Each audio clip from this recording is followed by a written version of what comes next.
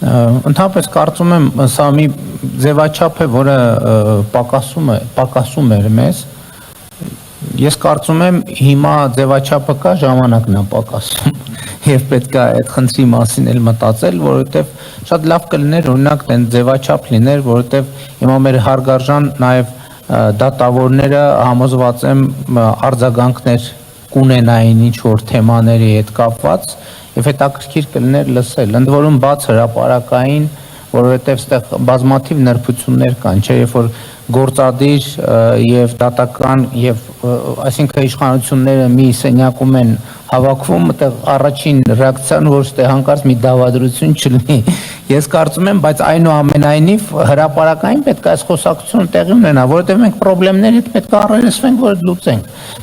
Այդ կուլտուրան ընդհանրապես կա մեզանում, որ խնդրեմը դե լավ է, դե խնդրեմ է, եկեք ուրիշ բաների մասին խոսենք եւ շատ արագ սենց միջոցառումները դանդաղ վերաճում են կենացի ժանրի, որ սկսում ենք իրար գովել։ Եվ կարծում եմ սա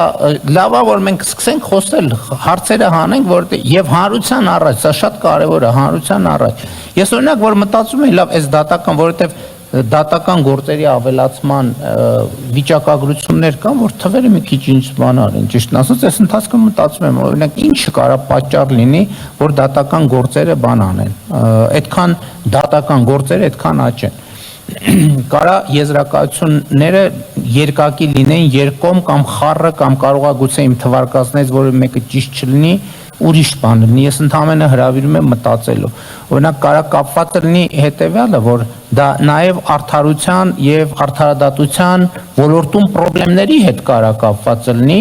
կարա գուցե։ Երկրորդը կարող է մեր դատական համակարգի նկատմամբ այնուամենայնիվ վստահությունը մեծացել է եւ մարդիկ հավատում են, որ կարան դատական ճանապարհով հարց լուծեն։ Տարբերակա, դա էլ կարա լինի։ Կարա նաեւ պատճառներից մեկն էլ լինի, որ այն հարցերը, որ նախկինում կամ սենց ձևակերպեմ, հարցերը այլ զարտուղի ճանապարհներով հնարավոր չի լինում լուծել, որովհետև եթե զարտուղի ճանապարհով պետք է լուծես, էլ գնում ես դատական համակարգում էլ ինչ անես կամ այդ գործը պետք է չհասնի դատական բանի։ Այսինքն կուլիսներում ինչ որ միտեղ պետք է փակվի գնա։ Այս էլ երրորդ գործոնը, որը տեսականորեն կարա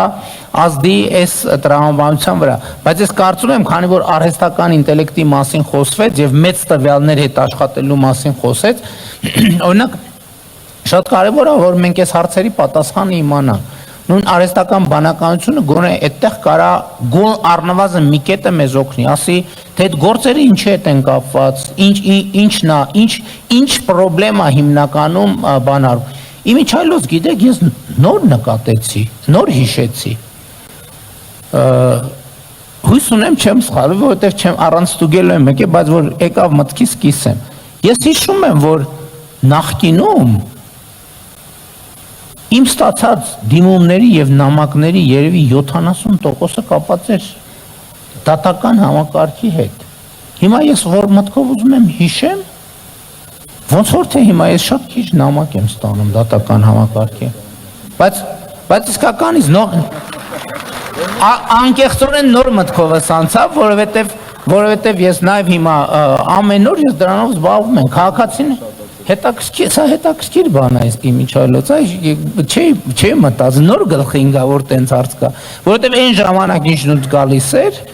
70%-ը կապված էր դատերի, քրեական գործերի եւ այլնի հետ, հիմա էականորեն քչացել է, օրինակ, գիտեք ինչ, հետաքրքիր բան կա, այս վերջերս նոր էլի մտքով ուզում եմ հիշեմ, այս վերջին օրերին դատական համակարգի հետ կապված նամակներ, որ մի քանի հատ հիշեցի, տեն շատ արագ, իրանք ոչ թե նրա մասին են, որ ինչ-որ սխալ բան է տեղի ունեցել, այլ ասում եմ, խնդրում ենք ընդունում ենք, բան ենք անում, բայց մի բան արեք, ես ճիշտ է թեթև գործերի հետ էր կապված, բայց այնուամենայնիվ, այս հետաքրքիր է, ինձ համար էլ հաճելի բան, հաճելի արձանագրում է, եւ փաստորեն բան ունեմ, շնորհակալություն հայտնելու առիթ ունենք մենք բոլորս մեր սիրելի արդեն դատական համակարգին, բայց շատ արագ եւ ինձ համար անսպասելի եզրակացության եկա ես եւ բայց այնուամենայնիվ ես առաջարկում եմ, որ ֆունդամենտալ հարցերին անդրադառնանք մի որևէ առիթով կամ գուցե որպես մեզ համար մտածելու նյութ էստեղից տանենք, որովհետև եթե Տիկին Գալյանես հարցերը եթե կան, պատասխանները առաջիկա աշխատանքային հանդիպման ժամանակ քննարկենք նաև նոր սահմանադրության տեքստի կոնտեքստում։ Այնուամենայնիվ, ես եմ շատ կարևոր համարում, որ մեզ հայտնի հարցերի, մեզ հայտնի պատասխաններին նորից պետք է անդրադառնալ, որովհետև այն պատասխանը, որը ճիշտ էր 5 կամ 10 տարի առաջ, պարտադիր չէ պատասխանը առնվազն ամբողջական լինի նաև այսօր եւ ակնհայտ բաներին անդրադառնալը կարծում եմ որ դա շատ զարգացման կարևոր մի բաղադրիչ է եւ ուրեմն ինչ է արդարադատությունը այս հարցին կարծում եմ քաղաքական առումով շատ կարևոր է ինչ է արդարությունը ինչ է նշանակում դատավորի խիղճ, ինչ է նշանակում անկախ դատական համակարգ, անկախումից, իսկապես Տիկին Գալյանը այդ թեմային անդրադարձավ, որովհետև որ ասում ենք անկախ դատական համակարգ, դա էլ ձևակերպենք, անկախումից կամ ինչից, որտեղից է բխում այդ համակարգի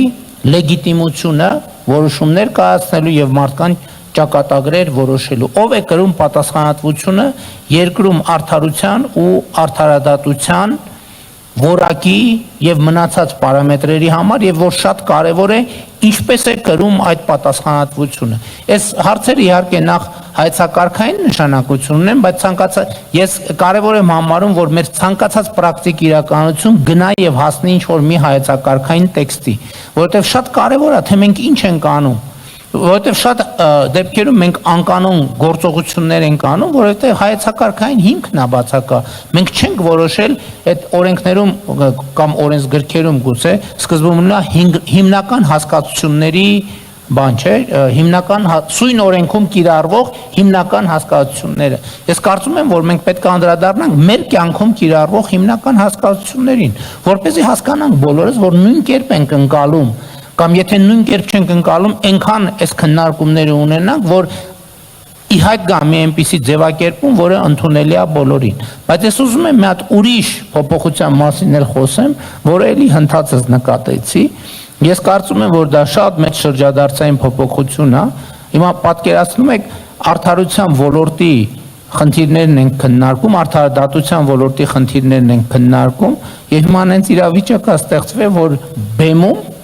պանելիստների մեջ կանայք մեծամասնություն են, տղամարդիկ փոքրամասնություն։ Եվ ես հետո նայեցի առաջին շարքին, առաջին շարքում էլ են կանայք մեծամասնություն, տղամարդիկ